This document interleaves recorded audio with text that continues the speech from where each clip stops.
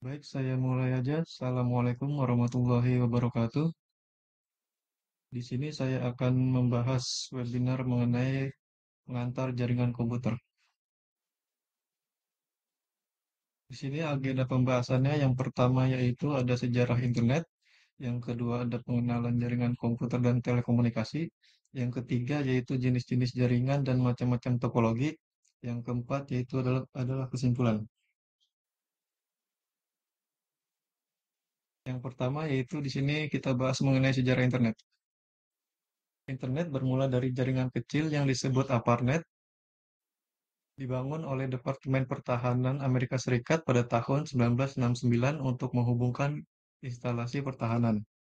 ARPANET kemudian segera diperluas untuk mencakup tidak hanya instansi pertahanan, melainkan juga universitas. Proyek ini dirancang untuk menciptakan jaringan telekomunikasi yang tangguh dan tersentralisasi yang dapat bertahan dari serangan atau kegagalan di satu titik, sehingga penelitian dan informasi bisa tetap bertukar antara universitas dan laboratorium yang berbeda. ARPANET menjadi jaringan pertama yang berhasil melakukan komunikasi antar komputer. Selanjutnya yang kedua yaitu pada tahun 1970-an, Vinton Cerf dan Robert Hahn mengembangkan protokol TCP/IP yang memungkinkan berbagai jaringan berkomunikasi antara satu dengan yang lain. Protokol ini menjadi dasar komunikasi internet modern, kemudian TCP/IP distandarisasi pada tahun 1978 sampai 1981, hingga akhirnya pada tanggal 1 Januari 1983 yang dikenal sebagai Flag Day, NCP segera resmi dianggap usang dan ARPANET mengubah protokol jaringan intinya dari NCP ke TCP/IP, protokol suite yang lebih fleksibel dan kuat. Selanjutnya, di pertengahan tahun 1990-an, internet mulai digunakan secara luas oleh masyarakat umum. Layanan seperti email, browsing, web, dan e-commerce mulai bermunculan. Mesin pencari seperti Google diluncurkan pada tahun 1998, yang sangat memudahkan pencarian informasi di web.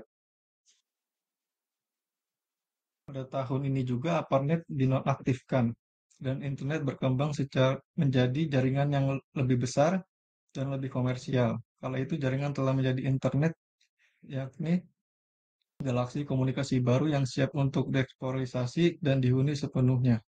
Internet kian berkembang, tetapi sayangnya jumlah komputer internet tidak bertambah di awal tahun 1990-an. Selanjutnya, pada tahun 2000 hingga sekarang, layanan jejaring sosial seperti Facebook, YouTube, dan Twitter membawa perubahan besar dalam cara orang berkomunikasi dan berbagi informasi. Selanjutnya, internet terus berkembang dengan adanya cloud computing, IoT, 5G, dan berbagai teknologi baru yang menghubungkan semakin banyak perangkat lain, membuat kehidupan digital semakin canggih dan terintegrasi. Selanjutnya, di sini adalah sistem komunikasi, telekomunikasi. Sistem telekomunikasi terdiri dari hardware dan software yang memancarkan informasi dari satu tempat ke tempat lainnya. Komponen pendukung sistem telekomunikasi yaitu pertama ada perangkat keras, komputer, dan alat-alat pengolahan komunikasi, contoh router dan modem. Yang kedua ada media komunikasi, media fisik di mana sinyal elektronik dialirkan, contohnya seperti kabel dan wireless. Yang ketiga itu perangkat lunak komunikasi, software pengendali sistem komunikasi, contohnya Zoom, Skype, email, chat. Yang keempat itu ada penyedia data, biasanya pada komunikasi client server, contohnya web server. Yang kelima yaitu ada protokol komunikasi, yaitu aturan pengiriman informasi pada sistem, contohnya VoIP dan lain-lainnya. Fungsi sistem telekomunikasi. Yang pertama itu memancarkan informasi, yang kedua itu membangun interface antara pengirim dan penerima, yang ketiga itu deteksi kesalahan, yang keempat menyediakan rute pengiriman pesan, yang kelima memastikan kebenaran pesan, dan yang keenam menjamin keamanan informasi. Selanjutnya ada media telekomunikasi. Media telekomunikasi menghantarkan dua jenis sinyal. Yang pertama yaitu sinyal analog. Sinyal analog adalah sinyal yang kontinu dan memiliki nilai yang berubah-ubah secara halus sepanjang waktu. Sinyal ini dapat mengambil berbagai nilai pada suatu rentang tertentu dan tidak terbatas pada nilai diskret. Karena sinyal analog bersifat kontinu, ia lebih rentan terhadap gangguan atau noise yang bisa mengubah bentuk sinyal asli. Contoh penggunaannya adalah televisi analog dan radio AM atau FM. Yang kedua yaitu ada sinyal digital. Sinyal digital adalah sinyal yang diskret atau tidak kontinu. Sinyal ini memiliki nilai yang terbatas, biasanya hanya dua nilai yaitu 0 dan 1, yang mewakili kondisi off dan on. Sinyal digital lebih tahan terhadap noise karena hanya mengenali sinyal biner yaitu 0 dan 1 sehingga noise kecil biasanya tidak akan mengubah informasi asli. Contoh penggunaannya itu yaitu adalah komputer, CD atau DVD, dan internet.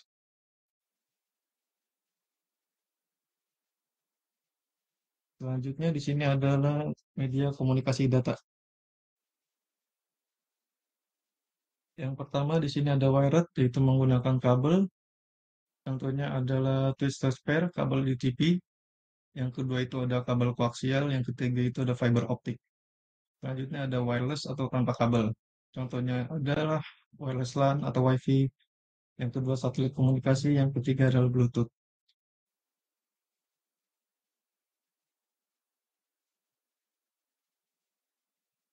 Selanjutnya ada jaringan komputer. Jaringan komputer adalah kumpulan dua atau lebih perangkat komputer yang saling terhubung untuk berbagi sumber daya, data, dan informasi. Jaringan ini memungkinkan komputer dan perangkat lain seperti printer dan penyimpanan berkomunikasi satu sama lain.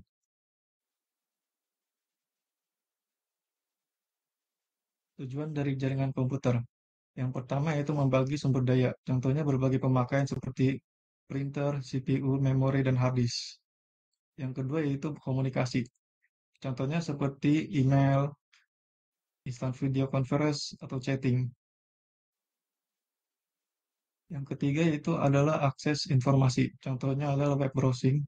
Yang keempat yaitu adalah remote control. Contohnya ada desktop remote, connection, TeamViewer, Anidex, Telnet, SSH, dan lainnya. Di sini ada jenis-jenis jaringan. Yang pertama itu berdasarkan koneksi.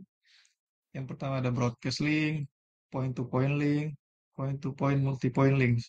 Yang kedua itu berdasarkan topologi, ada bus, star, ring, dan lain-lain. Yang ketiga ada berdasarkan arsitektur. Yang pertama peer-to-peer, client server, dan hybrid. Selanjutnya ada berdasarkan skala, yaitu adalah local area network, MAN, metropolitan area network, WAN, wide area network, dan yang terakhir adalah internet network. Selanjutnya adalah berdasarkan protokol. Yang pertama ada Ethernet, token ring, dan lainnya. Yang pertama di sini adalah personal area network atau PAN. Tipe jaringan dengan cakupan kecil yang sangat pribadi bagi penggunanya. PAN menghubungkan perangkat elektronik yang berada dalam jangkauan pengguna. Ukuran konektivitas PAN berkisar dari sekian sentimeter hingga beberapa meter, umumnya hingga 10 meter. Koneksi jaringan PAN dapat berupa kabel atau nirkabel.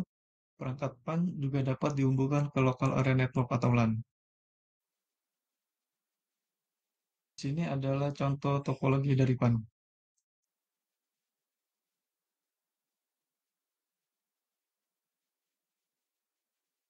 Yang kedua yaitu adalah local area network atau LAN.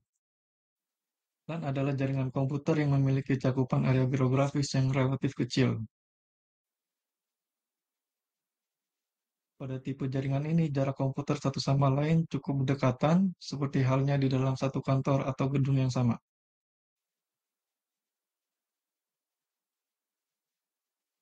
Berbagi, perang- Berbagai perangkat dapat terhubung ke LAN, termasuk server, komputer desktop, laptop, printer, perangkat IoT, atau bahkan konsol game sekalipun. LAN dapat berupa kabel, nirkabel, atau dalam keduanya bentuk sekaligus.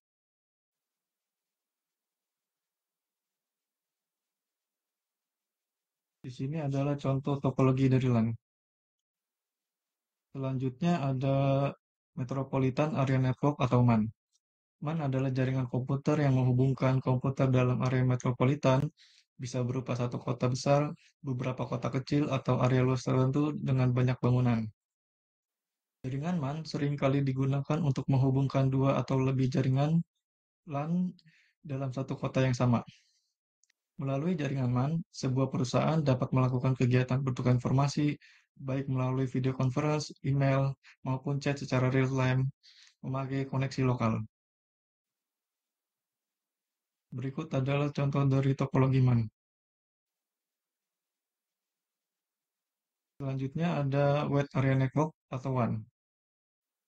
WAN mencakup wilayah geografis yang sungguh luas hingga mampu menjangkau lintas provinsi, lintas negara, bahkan lintas benua, dan umumnya digunakan untuk menghubungkan dua atau lebih LAN yang jaraknya relatif berjauhan.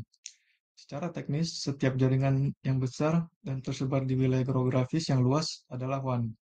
Internet itu sendiri dapat dikatakan sebagai WAN. Ini sekaligus menjawab pertanyaan dari awal Superdol. Ini adalah contoh dari topologi WAN. Selanjutnya di sini ada perangkat jaringan. Yang pertama alat atau pemroses atau end device.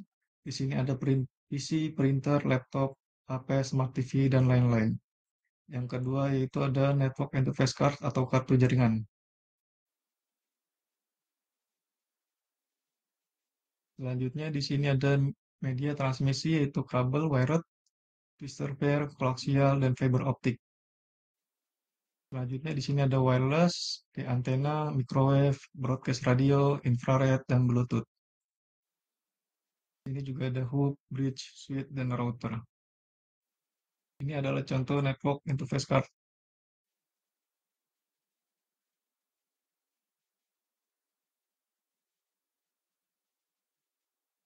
Selanjutnya di sini ada hub dan switch.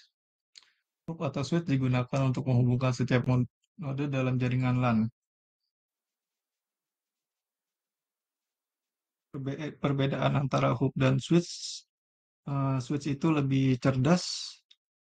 Switch hanya mengirimkan data perangkat ke tujuan yang spesifik berdasarkan alamat MAC address sehingga lebih efisien.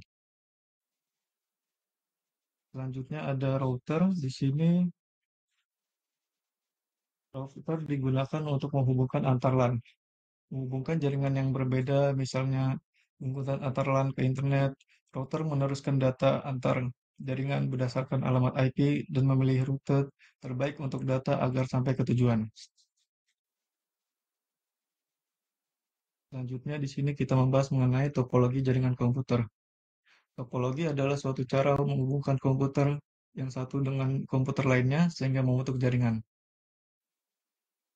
Cara yang saat ini banyak digunakan adalah bus, token ring, star, dan peer-to-peer network. Masing-masing topologi ini mempunyai ciri khas dengan berbagai kelebihan dan kekurangannya sendiri.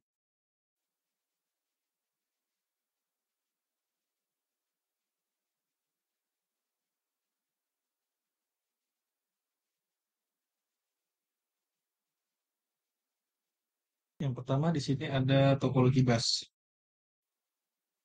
Topologi bus ini sering juga disebut dengan topologi backbone, di mana ada sebuah kabel koaksial yang dibentangkan kemudian beberapa komputer dihubungkan pada kabel tersebut.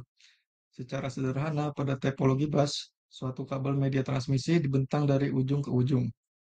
Kemudian, kedua ujung ditutup dengan terminator atau terminating resistance. Kalau keuntungannya yaitu kabel lebih hemat, layout kabel sederhana, mudah dikembangkan. Kerugiannya bila salah satu klien rusak, maka jaringan tidak bisa berfungsi dengan baik. Selanjutnya di sini ada topologi ring. Pada topologi ring, setiap komputer dihubungkan dengan komputer lainnya dan seterusnya sampai kembali ke komputer yang pertama dengan membentuk lingkaran sehingga disebut ring. Topologi ini berkomunikasi menggunakan data token untuk mengontrol hak akses komputer untuk menerima data. Keuntungannya itu hemat kabel, terus mengurangi kemungkinan terjadinya konflik data karena satu perangkat yang bisa mengirim data ke satu pada satu waktu. Selanjutnya, kerugiannya itu komunikasi data terganggu jika salah satu titik mengalami gangguan. Terus pengembangannya jaringannya lebih kaku. Selanjutnya ada topologi star. Sesuai namanya, topologi star berbentuk seperti bintang. Topologi ini digunakan dalam jaringan yang padat ketika endpoint dapat dicapai langsung dari lokasi pusat. Kebutuhan untuk perusahaan jaringan, perluasan jaringan, dan membutuhkan kehandalan yang tinggi. Topologi ini merupakan susunan yang menggunakan lebih banyak kabel daripada bus karena semua komputer dan perangkat terhubung ke center point. Jadi bila salah satu komputer atau perangkat mengalami kerusakan, maka tidak akan mempengaruhi perangkat lainnya. Keuntungan yaitu paling fleksibel, dan kedua itu pemasangan atau perubahan stasiun sangat mudah dan tidak mengganggu bagian jaringan lain. Pengendalian terpusat, kemudahan deteksi dan isolasi. Kerugiannya atau kekurangannya itu kemudahan, kerugiannya itu boros kabel, pengendalian terpusat hub, jadi elemen kritis jika rusak, maka seluruh jaringan akan terhenti.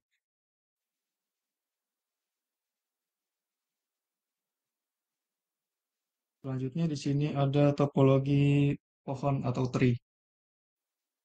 Kombinasi dari topologi bintang atau bus. Pada topologi ini, beberapa topologi bintang dihubungkan melalui kabel bus, sehingga membentuk struktur seperti pohon dengan beberapa cabang. Kelebihan yang pertama itu dapat membentuk suatu kelompok tertentu dalam jaringan, cocok untuk jaringan yang besar dan terdistribusi, mudah dikembangkan dengan menambah perangkat baru ke cabang-cabang lainnya. Kelemahannya itu jika simpul yang lebih tinggi tidak berfungsi, maka simpul di bawahnya juga tidak akan berfungsi. Selanjutnya di sini ada topologi mesh.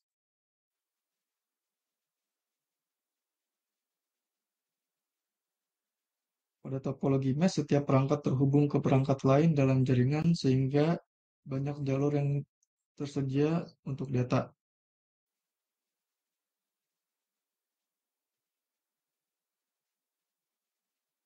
Ada dua tipe pada topologi mesh. Yang pertama itu mesh penuh, semua perangkat saling terhubung. Yang kedua itu mesh parsial, hanya beberapa perangkat yang terhubung ke beberapa perangkat lain. Kelebihan dari topologi mesh ini yaitu yang pertama, terhubungnya satu ke semua node akan menjamin konektivitas ke seluruh jaringan. Selanjutnya itu tahan terhadap terhadap kegagalan jaringan. Jika satu jalur gagal, maka data dapat mengalir melalui jalur lain. Kelemahannya yaitu dibutuhkan biaya yang lebih untuk menghubungkan satu ke semua node. Kelemahan yang lainnya juga membutuhkan banyak kabel dan konfigurasi. Selanjutnya di sini ada yang terakhir ada topologi hybrid. Topologi hybrid menggabungkan dua atau lebih topologi jaringan, misalkan menggabungkan topologi bintang dan star, bintang dan cincin dan ring. Kelebihannya itu sangat fleksibel, memungkinkan kombinasi topologi yang sesuai dengan kebutuhan spesifik, bisa memanfaatkan kelebihan dari berbagai topologi. Kelemahannya itu implementasi dan manajemen bisa lebih rumit dan mahal.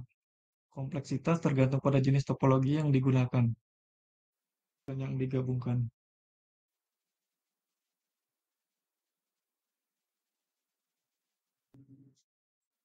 Kesimpulan pada materi kali ini dengan mengeksplorasi sejarah, konsep dasar, jenis-jenis komponen, protokol, kita memahami bagaimana jaringan komputer beroperasi dan berkontribusi pada efisiensi dan konektivitas di berbagai lingkungan. Kesimpulannya, pembahasan ini mempersiapkan kita untuk terlibat secara efektif dalam dunia yang semakin terhubung secara digital. Sementara tetap memperhatikan tantangan keamanan dan inovasi terkini dalam teknologi jaringan komputer. Mungkin hanya segini saja yang dapat saya sampaikan.